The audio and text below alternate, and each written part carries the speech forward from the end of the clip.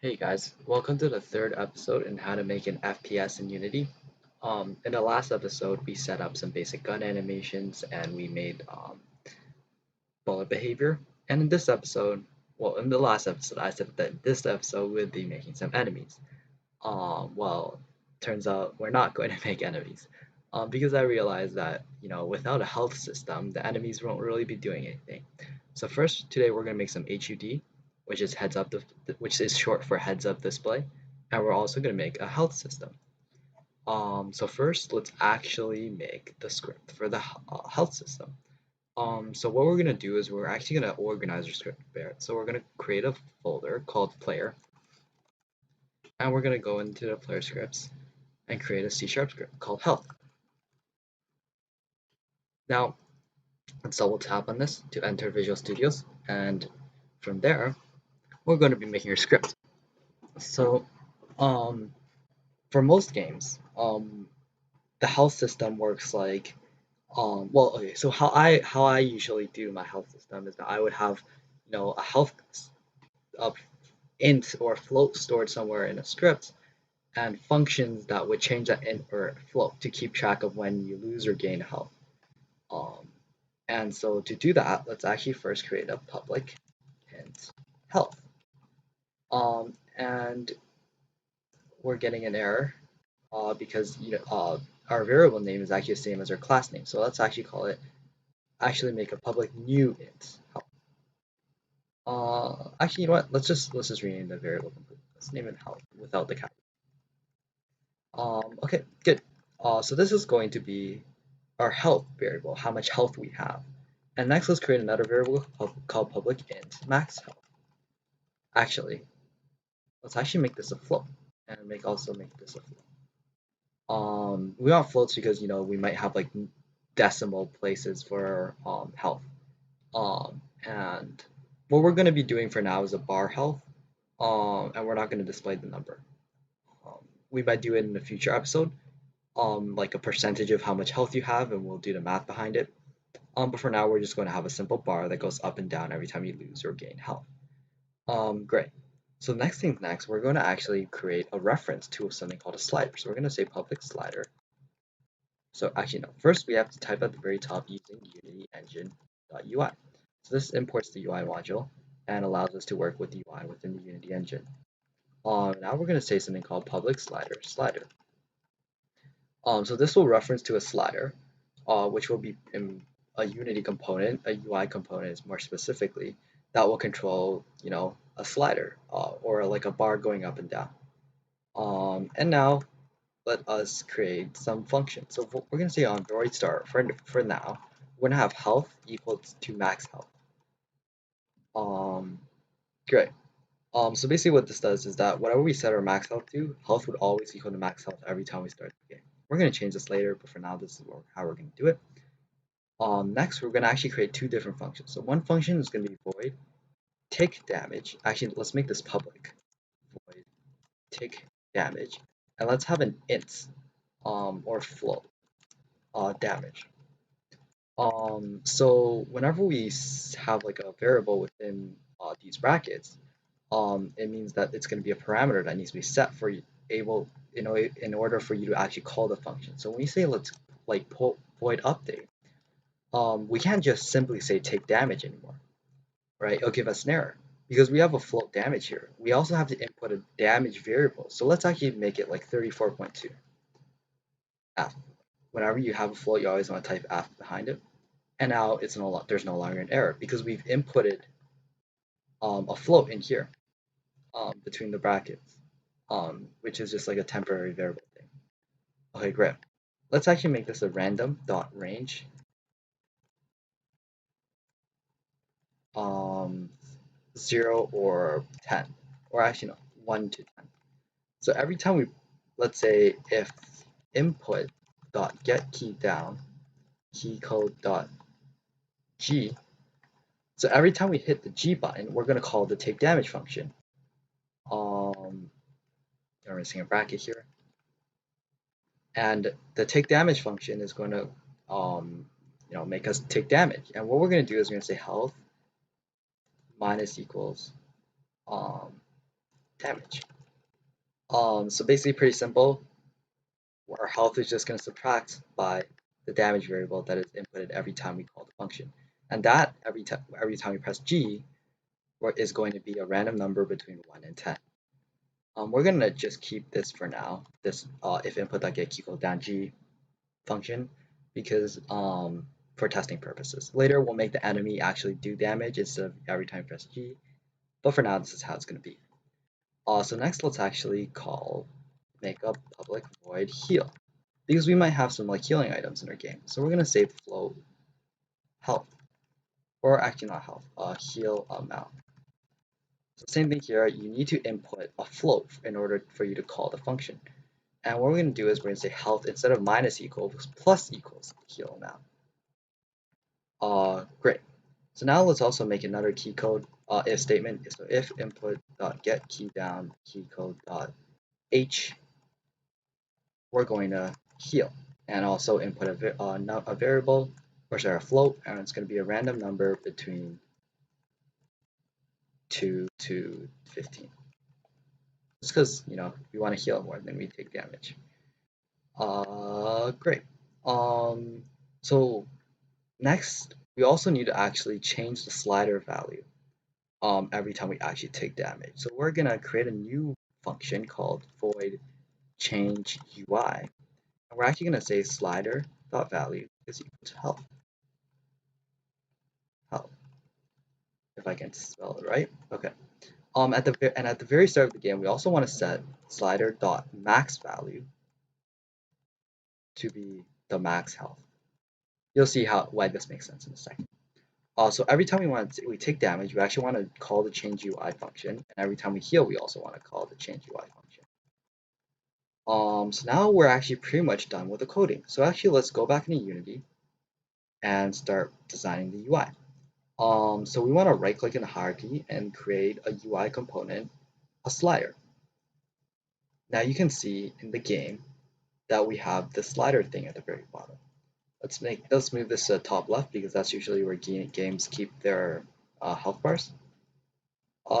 Delete the handle, because we're not going to have a handle, and move the slider up and adjust it to how you would like it to be. I'm going to move mine something like this at the very top left of my screen.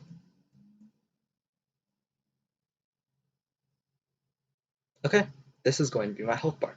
So you can see here in the slider that we have a value slider thing. And you can adjust this slider by moving it up and down. It'll change this bar, this fill area bar, according to the slider value. So there's a couple of things you need to note here. There's a values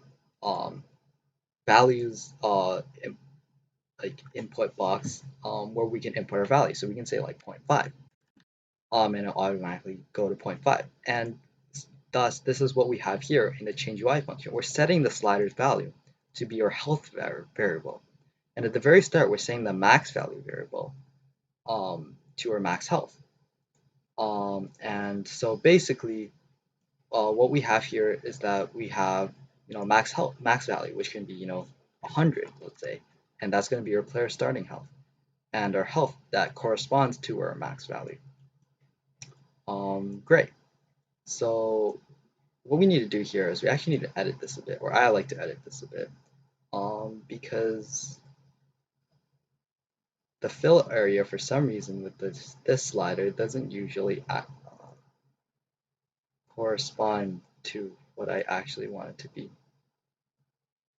See, there's like a little area here that's kind of like, out of it, which I don't like. I'm actually going to move this to be here. Okay, cool. So now you can see that it's not perfect. It doesn't fill up the entire bar perfectly, but we have a pretty nicely working health bar. And so let's actually drag our health script to our health bar, player component. Change the max health to whatever you like to be. I'll make it 150, and drag a slider component. Okay, great. So now when we press play, you should see that our slider is automatically filled, and for some reason it is not. Uh, okay, I see the problem. So what we actually have to do is we actually have to say change UI. Because at the very start, we set the slider's max value to, the max health. But we never actually set the slider's value to the max health, or to health. Um, and so that's why we need to actually call the change UI function. So now we press play, it's going to start at max health. We can, press G, and you can see I'm getting damaged, H, and I'm getting healed,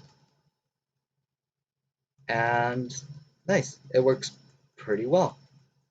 Okay, so before we wrap this video off, I actually want to add a very quick animation to our gun, because right now there's no shoot animation, and that's kind of bland. So following, last video, we're going to click on animation, create a new clip, and let's call this shoot, M1911 shoot.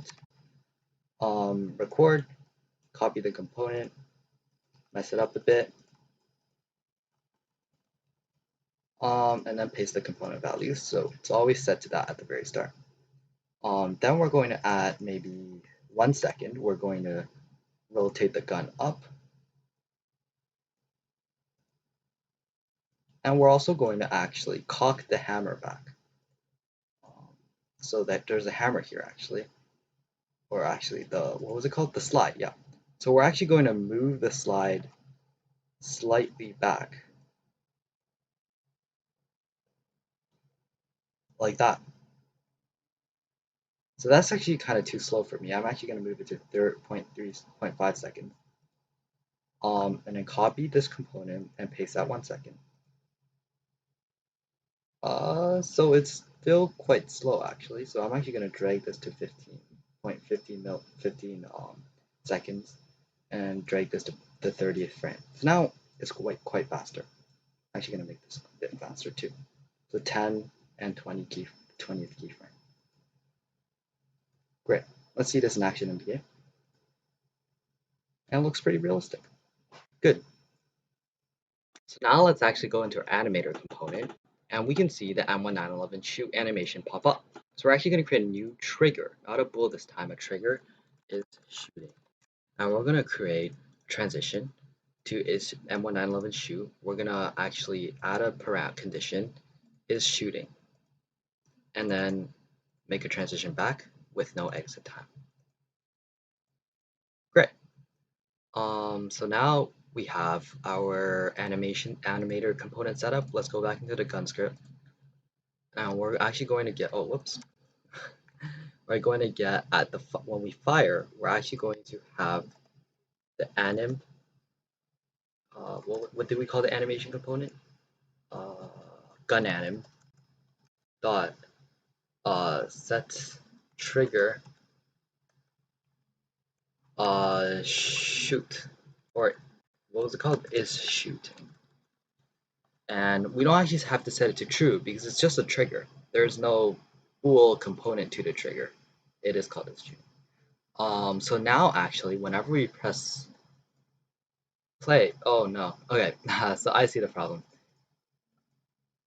Uh, Actually, okay, so we just got an error, and this is because we're actually destroying the prefab. So we actually have to create a reference. We're gonna call this temp bullet is equal to the instantiated object, and we're actually gonna destroy the temp bullet instead of the bullet prefab. So sorry, that was a small error that we need to fix. And now the problem is that the animation loops. So we actually want to take off loop time for shoot. And now when we press play, every time we press the space, the fire button, it's gonna play the animation, or it's not actually. Okay. So what is the problem here? I believe. Okay. So let's actually make this a transition from any state, or okay. Let's actually change this to a bool instead of a um, trigger, and we're going to call this is shooting. And oh god, we drag the shooting animation in again, make a transition back, and set some conditions. So is shooting is equal to true, is shooting is equal to false. Great, okay, so the conditions are set. And now what we actually are going to do is we're going to change this from a function to an IE numerator. And so therefore we also have to change this to a start coroutine fire. Great. So now let's actually make this yield return new wait for seconds. So we're just gonna wait for 1 second, which is how long the animation time was. And then we're gonna set the gun anim dot set bool is shooting to false. Great. And change this to set bool instead of set trigger because it's a bool now. And let's make this true. Great. So we also, every time we make a coroutine, we actually also have to have a private bool can shoots is equal to true. And down here, we're going to do the same thing with reload. We're going to say if can shoot is equal to false. And after a second we wait, can shoot will be equal to true. So this prevents us from actually shooting like 2 times, starting the coroutine 2 times in a row. So now when we press play, okay. So now the physics are not actually being done properly. So we actually want to add the force before we wait. And oh, whoops, we actually want to set this before we actually set the temporary variable, or after we set the temporary variable. And now when we press play, it should run perfectly. Okay, so it plays twice. You can see that it plays twice every time we press the play button. And this is because, so it has to be equal to false before we go back, not true. Another mistake I made. Now we press play, shooting animation. Works perfectly fine.